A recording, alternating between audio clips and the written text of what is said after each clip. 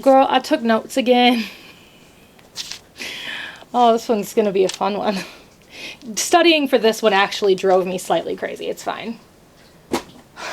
I'm not okay.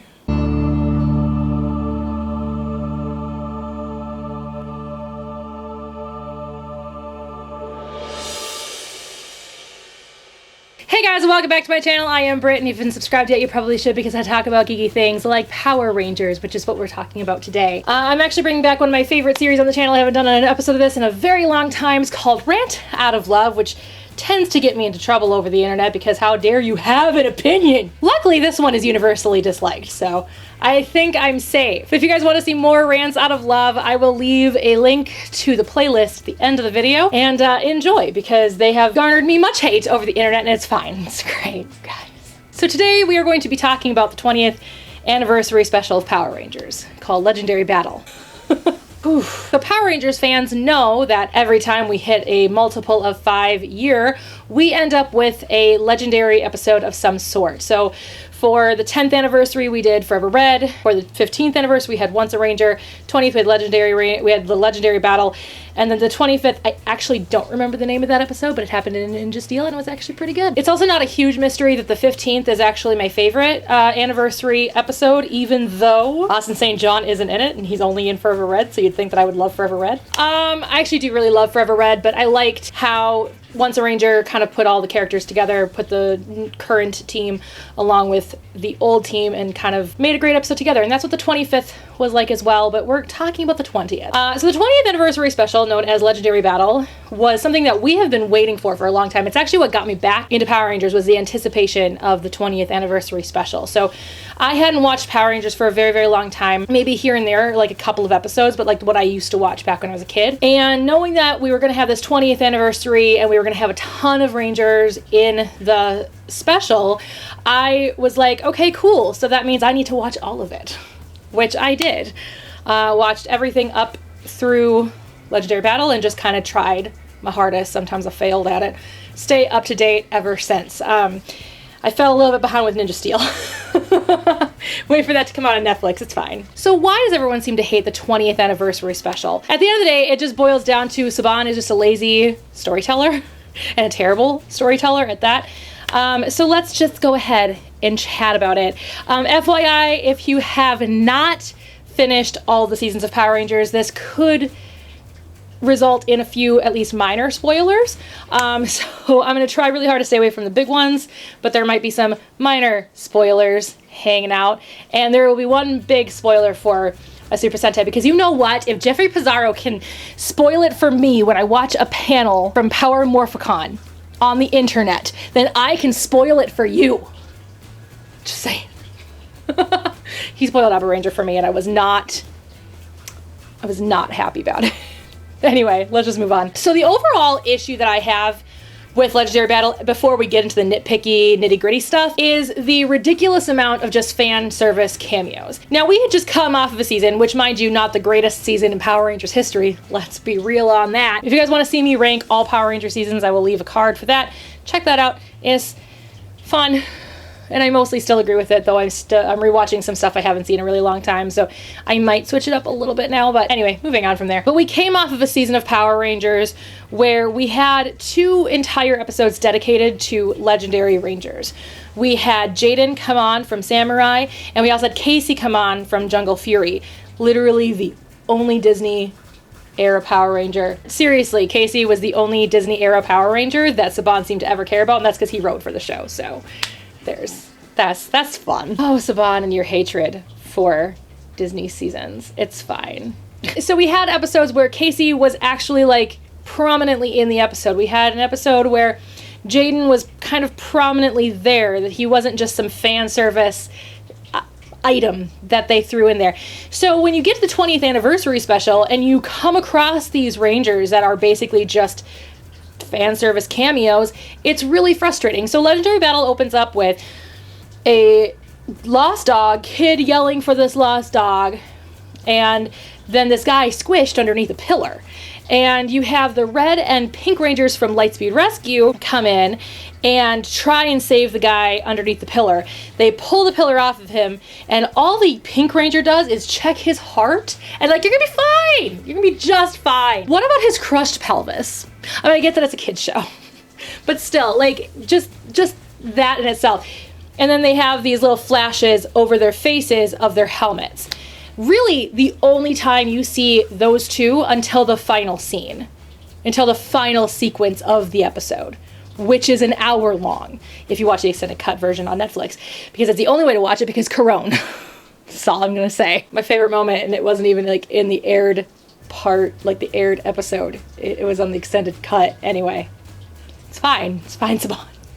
You just wrote one of the best stories in history of Power Rangers, and then you cut it.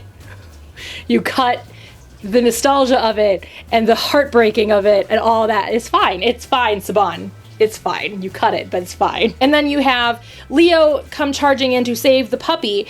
And again, last time we see Leo until the final sequence. You have TJ and Cassie saving people from an elevator. Again, the last time you're gonna see them until the final sequence. And then you have Tommy coming in, saving a little kid from a car about to fall, and how that car hasn't fallen yet is beyond me, but it's fine. Physics. And again, especially with Tommy, where he is the most legendary Power Ranger in Rangers history, because he's been in so many episodes, and so many people from different generations know who Tommy is. Last time you see him until the final sequence. And there are some Rangers you don't even see until the final sequence. And then a little bit further into the episode, you actually end up with 3 other Rangers who don't even have lines. Do any of them actually? Wes does. And then technically Corone. But, you know, Saban cut it out of the aired episode. So, but yeah, so in that scene, they don't even have lines. They're just kind of stare at each other and nod, or Corone just kind of turns and stares kind of in the direction of the camera, and that's it. Like, that's all you get. That is all you get until the final sequence when they're all together. And then there are actually a couple Rangers that you don't even see until the final sequence. It just doesn't make any sense. Now, the reason behind this, from what I understand, because I have read up on this kind of thing, where Saban didn't want to take away from the current characters, the current storyline, and I get that, but there are so many things you could have done. Look at Once a Ranger to express that. Once a Ranger was a perfect way, and he even fixed it during Ninja Steel with the 25th, because he beautifully intertwined the legendary Rangers into the story, and it didn't become necessarily, I mean, there were still definitely cameos because they had so many. They had 10 come back for the 25th, so they couldn't fit everybody in, but they fit like a good little grouping in. But when it came to like the 15th, when it came to Once a Ranger, they were just as integrated into the story as the regular characters of the show, and it actually enhanced the other characters. It's all about not being a lazy storyteller. At the end of the day, that's what it really boils down to, is just not being a lazy storyteller. And Hasbro, if you want somebody who is not a lazy storyteller, call me. My line is open. I am willing to move to New Zealand for 9 months out of the year. But yeah, when it comes to the fan service cameos, it's literally just this notion of like, he didn't want to take away, but in all reality, he did. He just took away in a very different way.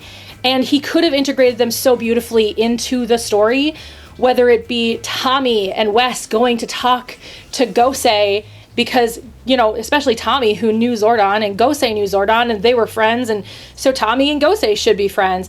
You know, so Tommy and Wes could go talk to Gosei, and, you know, Corone could have this internal battle because of the storyline that she had, which again, I'm trying really hard not to spoil anything because I don't know who has watched what, and I don't believe in the whole, it's been 20 years, let it go, like you can spoil it. No, I don't like spoiling things unless I tell you it's a spoiler. But Corone's storyline was so deep and so exciting to me as a kid, as an adult. She was just she was such a great character that it was almost like she was robbed of a great storyline, because what was happening during the Legendary Battle episodes was really like reminiscent of what was going on for her during the deepest part of her story.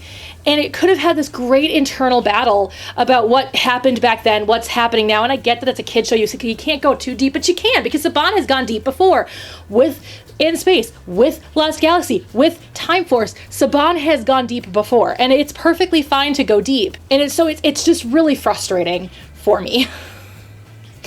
Because there are so many storylines that I saw happening that I play in my head because I was so, like, just disappointed in this 20th anniversary special. Just so disappointed. And I know it's been, like, you know, 6 years since then, but I still feel like it's important to talk about, because it's important that Hasbro understands, if Hasbro would ever come across this video, that the 30th and the 35th and however long Power Rangers goes from here cannot be like this again. It can't, because it was just such lazy storytelling. And unfortunately, that's just Saban's way of storytelling now, and that's what's really, really unfortunate. So let's get into the really nitty-gritty. One of the things that people probably don't know a lot about is the concept of ADR, automated dialogue replacement. It's actually what is used in anime dubbing. That's what dubbing is ADR. You take away the original audio track and you put in a new audio track. It's used a lot in films. A lot of times, if like the shotgun mic doesn't pick up great audio, and you can't really hear the actor, then the actor will come into a booth and will re-record that sound, that line, whatever it was that they need to re-record, and that is ADR. It's very, very commonly used. There are times in other situations where they may feel like the scene is too quiet, so they need to add a little bit of something. So they will add characters talking where they weren't originally talking, where you can't necessarily see their mouths, so you don't know that they're not talking. Another situation being that if they're too far away from the camera, for them to really have a good boom set up for them, then they will replace that with ADR later. So there's a lot of reasons why ADR is important, and it's used heavily in Power Rangers just because obviously it's still dubbing. When they're in the suits and everything like that, it's still dubbing. Because of that, they often will use it in a lot of ways. And there was one moment in there that I just was like, that's just lazy. Again, just lazy storytelling. And it's when the characters are walking away, they're too far away from the camera, so the boom setup would not be great. So all of it was ADR. And you hear Jake, I think, say, "Troy's buying," and Troy just goes, "Wait, what?" And his character is just like, his back's to the camera, so it's like, his character's like, "Do some myself." I know, buddy. It's your froyo. Yeah. Troy's buying. Wait, what? I'm sorry, but if I was just tricked into buying Froyo for my 4 other friends and myself, I'd be like, wait, what? I did not agree to this. Like, leave me out of this. I did not agree. Like, I would be moving. So I'm sure they wanted to add something funny in there, and that's why they added that. But then what they needed to do was kind of anticipate that and have Troy be moving. And granted, and we'll get to this a little bit later, Andrew Gray is not a good actor. I mean, there are definitely some really bad acting. I remember in Casey's episode, Emma, the way that actress talked, she's like, using her hands. And I'm just like, dude, this is not theater. Dial it down like 600 notches. But for the most part, the other characters, the other actors are not terrible. They have their moments of terribleness, but Andrew Gray, the Red Ranger, he's a terrible actor. As per usual, when you have somebody who starts out as modeling, generally is a terrible actor. There are many examples of this. But Andrew Gray is not a good actor. And this is not necessarily, what I'm about to talk about is not really his fault necessarily. It's partially his fault, but because he was so green to acting, this is more the director's fault than anything else. So when you get somebody, okay, let's back up. When you're an actor and you are told to yell, you need to yell. Like, you just let it all out. You yell, however you're supposed to yell, whether it's scared, whether it's angry, whether it's like just shock or whatever it is, whether it's excitement, oh my God! You know, whatever. I'm not actually going to yell to because I can't do what I'm about to say I'm going to do because I'm a one-person show here.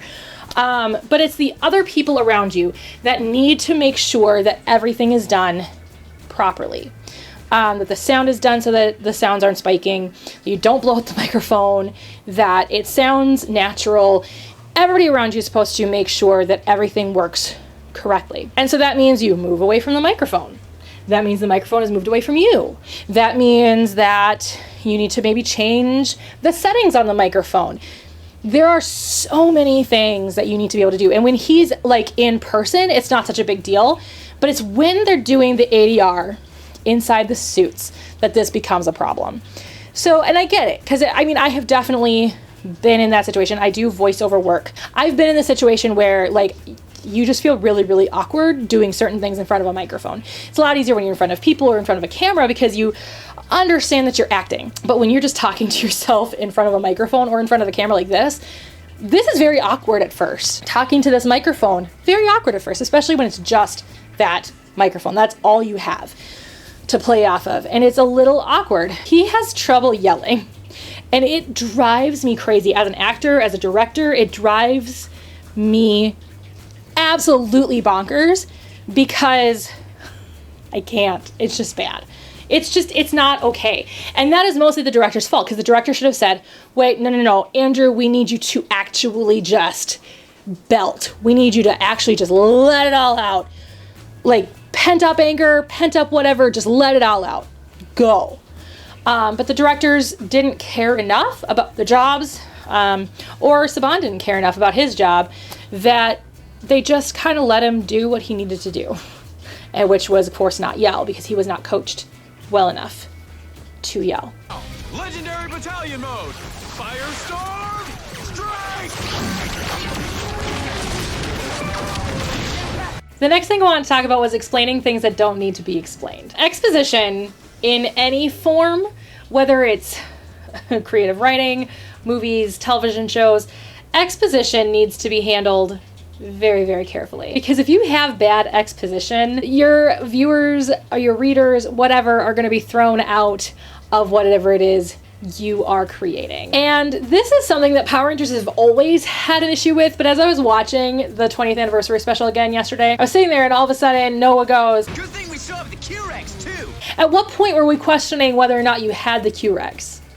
I mean, you got the Q-Rex partway through the series, and then we would never have thought that you didn't have it. The next time was, Look, I can even autopilot the Q-Rex Megazord. you're not in it and the Q-Rex is moving. We can automatically assume, even children can automatically assume that it can move on its own. So exposition is like really dangerous water to tread, because if you do it wrong, it's bad. You do it right, and people are like, okay, that's information. Great, thanks. Again, Hasbro, if you don't want mistakes like this to happen again, just, I'll give you my phone number, and I'm available. Again, because I have not seen this Sentai, I don't know what the Sentai looks like, but one of the things that I noticed was this really weird camera change when Troy and Orion were fighting Mavro by themselves up in the ship. It felt like it was one of those cameras that they use in soap operas because of the quick turnaround that soap operas are. They use very simple cameras, and they always have, which is why soap operas seem to look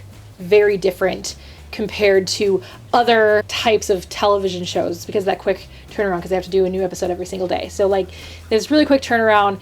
The cameras are like really crappy quality, and it really felt like that camera. Again, I don't know if that was the Sentai or if that was the Power Ranger footage. It's really hard to tell at this point in time the difference between the Sentai and not, because everybody is using digital now and everybody is using HD cameras, where before it was a lot easier to tell back when we were still using film, because they use different types of film and blah, blah, blah, blah, blah. It was this weird camera switch, and it threw me out just for a quick second. And maybe it's only just because I have this film mind, because I spent 4.5 years studying film, but like I noticed it, and it was not great. It was really bad. So let's talk about that final sequence, because there's a lot to unpack with that final sequence, because all of it was just inconsistent and terrible. So you have Troy and Orion fighting Mavro up in Mavros' ship, and the ship explodes, and they come down back to Earth unscathed, because they're the Red and Silver Ranger. They are the leader and the 6th Ranger. Of course they come out unscathed. This is Power Rangers. Anyway, so when the other 4 Rangers were fighting off the other villains on Earth, they were very obviously in a city. I don't offhand remember the name of their city, but they were in the city that they live in. And then all of a sudden, when they go to find Troy and Orion, they're all of a sudden not only just not in the city, but like the city is nowhere to be found, and they're in the middle of a canyon. Now, we have already established throughout the course of the series there really is no teleportation for these Rangers. They were teleported initially, but as far as I can remember with Megaforce, they did not really teleport outside of that first episode. So it's very questionable as to how they would have gotten from pretty much what looked like the heart of the city to this middle of this canyon in such a short amount of time, because there really was not a lot of time between that during that fight for them to have like made there, and there was no reason for them to go there. At the end of the day, it was just very lazy continuity. It was essentially just their continuity person was going, I mean, we need them to be in this canyon, so they just need to be in the canyon. So at the why is everything about Neo Saban just completely and utterly just lazy? Lazy everything. Lazy cinematography, lazy direction, lazy acting, lazy production, lazy continuity. I mean, literally lazy writing. Everything about Neo Saban is lazy. I mean, even Dino Charge, which was good in the first season, became lazy in the second season. It was like Saban looked at it and was like, oh, this is too much work. Saban! Hasbro, call me. I will not be lazy with continuity. So then we have the entrance of every former Power Ranger known to man. Minus obviously one, because there are two Rangers that are in the same suit and only those suits. So either Trini or Aisha are not there. I mean, obviously, Tui Trang, rest in peace, has passed away. But Trini has not been killed off as a Power Ranger yet. So because we don't see her face, we don't know if it's Trini or if it's Aisha. But yeah, so we have all of the former Power Rangers. Well, except as they're going through all of the Rangers teams, they miss a few. And some of them I can figure why they miss them. Other ones I'm just like, but they even have a Ranger there for that season. Like, unmasked there as a character in this television show. Because I am terrible at remembering. So they are missing In Space, Time Force, SPD, Operation Overdrive, and RPM. With SPD and RPM, I can kind of understand, because RPM is from a different timeline and SPD happens in the future. Even at this point, it's still in the future. So, like, I can understand those two not even being there. They are, and we're getting there. I can understand those two not necessarily being there because of that factor. And In Space, I can kind of write off. Same thing, I guess, with Time Force, but there's an issue with the Time Force, with leaving Time Force out. Because of the fact that with shared Rangers within Space, there would only just be Andros and Zane, really. So there'd only be the two Rangers, and it's less impressive than having the entire team do some kind of Vogue. It's Power Rangers and Super Sentai. Of course they're going to Vogue. And the same thing with Time Force, unless they called the Rangers back into the past from the future. Again, it would just be Wes and Eric. So, but the one issue with leaving Time Force out is Wes is in the show. Like, I can understand leaving characters out when they don't have a single representative from their season other than in the suit in this particular sequence. But the fact that Wes, like Jason Font, is in the episode, why they left out Time Force from the Mighty Morphin Power Rangers, Turbo, Zeo, they're leaving out one of the ones that has representation in the episode. And can we please, for a minute, I get that it was Saban's like first season back, and I get that Saban probably has a special place in his heart for Samurai, but why is it that Samurai got like such an important moment? And Samurai, they're all here. Like, that got to be the last one. They didn't even do it necessarily in any real order. They started because they went MMPR, then Zeo, then Turbo, but then it was kind of all over the place, and it just kind of went with whatever made sense. But then, and Samurai. It was as if, like, they are here to save us all. Then they do this wide shot of all of the teams. And so I paused this episode, and I studied this shot for about 10 minutes. I sat there and I counted every Ranger. I looked at every single Ranger. I counted all the teams, and all the teams are there. SPD is there, RPM is there. How is RPM there when we have made clear at this point in time that it's hard to travel from timeline to timeline, even though that like gets written in eventually, but still that's not technology that the Rangers currently have. How is it that RPM is there. Granted, they did manage to get into the RPM world in the season, so I guess maybe, but still. And can we, for a minute, just... No, I'm gonna leave that for my Neo Saban rant. It's fine. Anyway, if you want my full-on Neo Saban rant, let me know in the comments below, and I will do that one, because there's a lot to talk about, and it means I have to rewatch Samurai. So, one of the things I was really impressed with Saban was being very specific about which teams from shared Rangers he showed. So what I mean by that is, obviously during the Zordon era, we had teams. The reason why Zordon era is so different from all the other eras is because of the fact that we just switched out characters, and then we just kept going. We switched out powers and we switched out characters, but it really kind of was the same storyline going forward until the Zordon era ended, and then we started switching every single season, just like the Sentai does. So because of that, obviously we have issues where we come across a team that shouldn't be complete because they would have multiple people. So obviously, like, if you're going to show the White Ranger, you can't then show the Zeo Red Ranger. You also then cannot show the Dino Thunder Black Power Ranger. And Saban was very specific in that, even though Tommy's completely missing, but we're getting there. He's missing from all the teams, but we're getting there. But what really irked me during this particular shot, this particular frame of the episode, was the fact that this apparently no longer mattered. So, like, he thought about it for the close-up shots, but he didn't think about that for the distance shots. So we have the entire team of Mighty Morphin Power Rangers. We have the entire team minus the red Zeo Ranger of Zeo, and the entire team of the Turbo Rangers. Now, those of you who have seen the Zordon era, explain to me how that works, even just for like a quick second. We have doubled up on at least 3 Rangers, with those 3 teams being as intact as they are in that frame, in that shot. I can't handle it. I can't handle it. It's bad. It is just bad. So at the end of the day, it's just, again, like I said, just lazy storytelling, lazy continuity issues that just shouldn't be happening. You spent so much time focused on the close-ups, and then you do the wide shot and didn't think that somebody who studied film history and criticism was going to actually count every single Ranger and pay attention to what you are doing.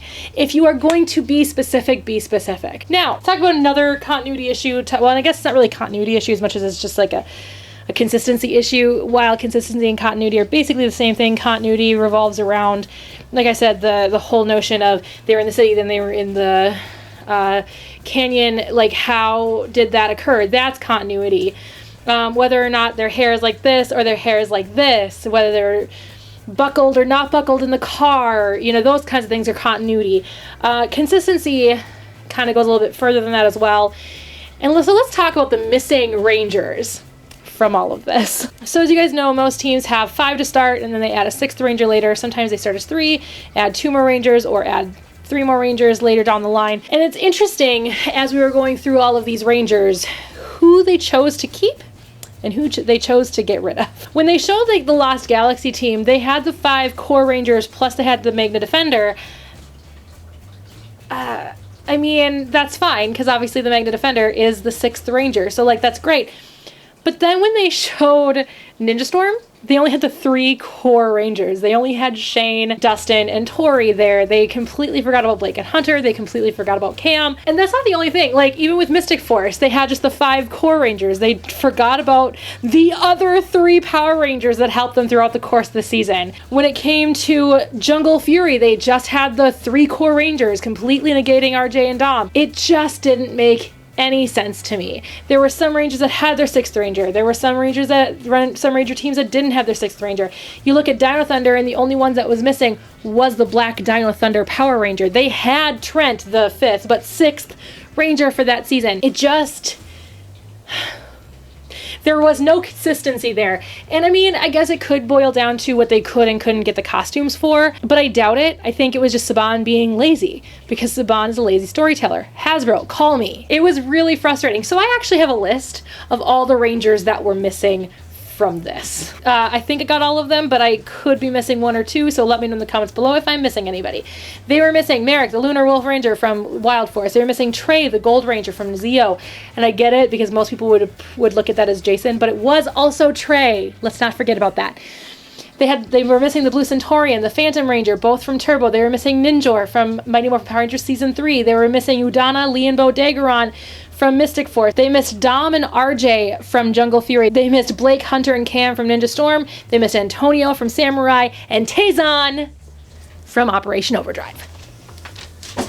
Now, to be fair, most of them were add-on Rangers, but still, some of them had their add-on Rangers and some of them didn't. Consistency, guys. Consistency. It's not that difficult to realize we're missing some Rangers, or let's be consistent on the Rangers we're missing. Let's just have the core Rangers there. Now, I don't remember if they actually had Zane there when they showed, but when they showed, some of the Rangers were still definitely missing when they showed the wide shot, so they didn't have every Ranger. They had every Ranger team, but they didn't have every Ranger. But I don't remember if they had Zane in that final wide shot or not. I don't remember. I looked at that shot for far too long for me to even care at this point. But one that was missing from all of the close-ups was Tommy. When they showed the Mighty Morphin Power Rangers, it was just the 5 of them. When they showed the Zeo Power Rangers, it was just the red Zeo Ranger. When they showed the Turbo Power Rangers, they did have the red Turbo Power Ranger, but you can only just guess that Turbo... the Turbo Rangers are the second team and not the first team. And then when they showed the Dino Thunder Power Rangers, they were missing the black Dino Thunder Power Ranger. So where the heck was Tommy? It's just, you guys, this is, everything about it is just bad. Remember when I was a kid and I really just loved Saban, and everything Saban did was gold. And if anybody spoke poorly of Saban, I cried. And I remember when Disney first bought Power Rangers, and I was like, no, because Saban. But now I'm like, Disney, can you please take it back? Because I hate this. I hate it. You were so much better at everything you did. And Saban is terrible. So let's talk about Tommy. Because Tommy, when you first see him, he is sporting white. He uses Saba to help the kid, and the White Ranger helmet appears over his face in his stupid fan service cameo moment. Why is he dressed as the Green Ranger? Why does he have the Green Ranger powers? Because any Power Ranger fan from Mighty Morphin Power Rangers or any time period of the Zordon era will know that he should not have his Green Ranger powers. And why is that? Oh, Zordon, let's hear it. As you are aware, the Green Ranger's power was completely decimated by his last few battles. So yeah, again, just lazy storytelling. I get that it's how Tommy is best known. This is actually one place where we should have had some exposition, and you should have explained how he got those Green Ranger powers back. I have asked these previous Power Rangers to help in this time of crisis. I was able to channel some of my remaining energy to restore their powers. I mean, there are definitely ways that I could think of to write that in. One very in particular, which would involve Mystic Force, but we're not going to go there. But yes, so yeah, there are ways that it could be written in, but it wasn't done. In any season that Tommy has appeared in, it has never been done. So it's very frustrating that they had him as the Green Ranger when they had no exposition of how he got his Green Ranger powers back, and that's just not okay. It's honestly just, again, lazy storytelling. Hasbro, call me. So let's talk about when the Rangers all approach the current set of Rangers. So some of them de-helmet themselves. Obviously the ones that Saban decided to pay, or the ones that decided that what Saban paid was enough money to fly out to New Zealand for. So I know he asked a ton, but considering how absent Disney seasons were at this point, I have a feeling he only asked Saban era Power Rangers, but I could be wrong. Hey, if you're a Disney era Power Ranger, let me know in the comments below if you were ever asked to be in the 20th or even the 25th. Well, okay, Gem and Gem were in the 25th, so I mean there was Disney era Power Rangers in the 25th, but let me know in the comments below if you are a Disney era Power Ranger and you were asked to be in the 20th anniversary special, because I will take back some of my hatred for Saban and his hatred for the Disney seasons if you were at least asked. But it doesn't make much sense because a lot of you live in that part of the world, so it would have been a lot easier and a lot cheaper for y'all to be in it than for Saban era Power Rangers to be in it, but it's fine. Anyway, we have now seen pretty much all the Rangers that de-helmet themselves, except for two. These two just randomly decide to appear and de-helmet themselves, and that is the Green Ranger and the Yellow Ranger from Samurai. They have literally no lines. They're just standing there with their helmets off, just being like,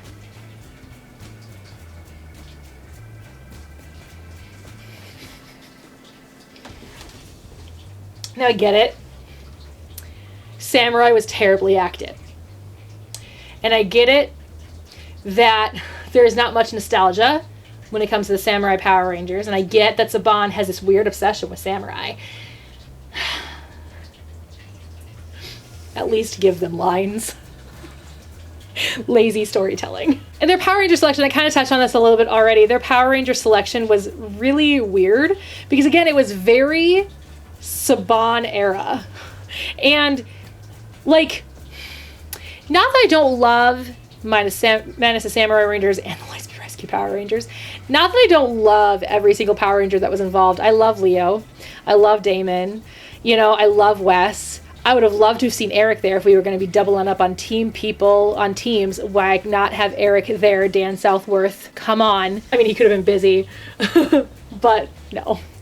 No, I want Eric there. Eric's my favorite character in Time Force, so I don't apologize for anything. But I just felt like it was weird that we doubled up on so many Power Rangers. There were 3 Lost Galaxy Power Rangers there. Why? As much as I love Lost Galaxy, like I love Lost Galaxy, but why were there 3 Lost Galaxy Power Rangers there? And I get that it boiled down to who agreed to go, but their Power Ranger selection was real slim. Pretty sure you could have gotten Nick Sampson to come in from Mystic Force because he's actually in New Zealand. Like, I'm pretty sure you could have pulled him in and had him put on the yellow suit. I don't know if he would have agreed, I guess, but, you know.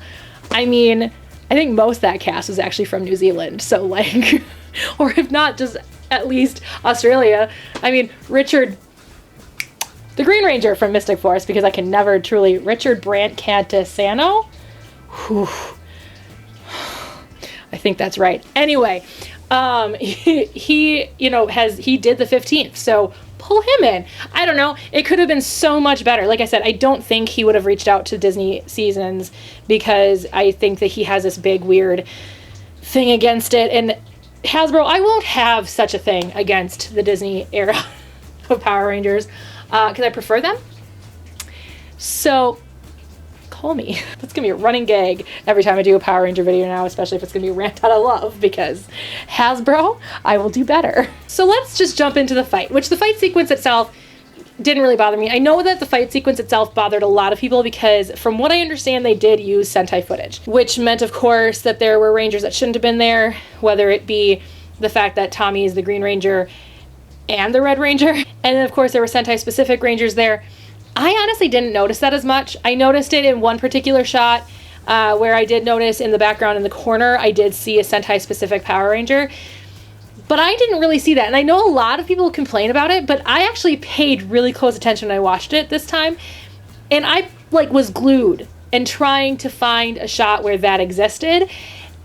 And really, I couldn't tell that it was Sentai footage. The only time that it made sense that it was Sentai footage was in this shot where you have the Alien Rangers from Aquitar and the Ninja Storm Power Rangers fighting together. And the only reason that I can tell that that is a Sentai footage is because they're both Ninja Power Rangers in the Sentais, but the Alien Rangers aren't really looked at as ninjas in Power Rangers. So I could tell that was probably a Sentai shot. But can we also say real quick, welcome to the party, fashionably late Blake, Hunter, and Cam. Because now all of a sudden they're there. They weren't there before. Even in the wide shot, they were not there. Those 3 were not there, but here they are fighting.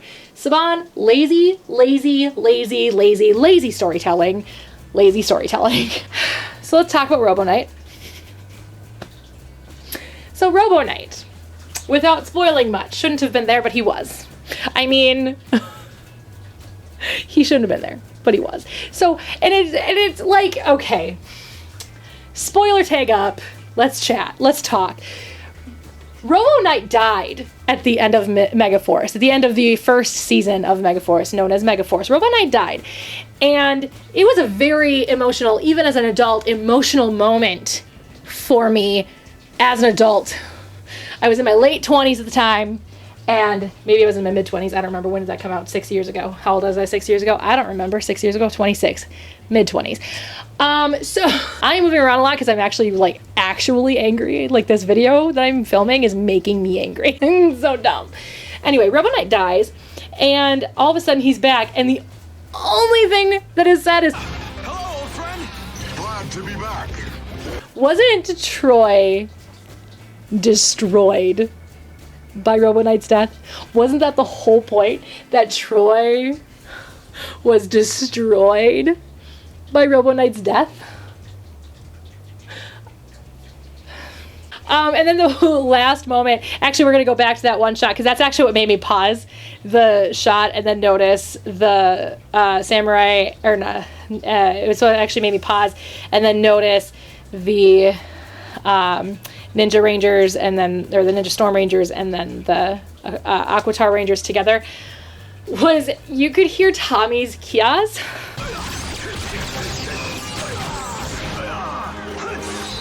If you're going to be using random people's kias for this fight,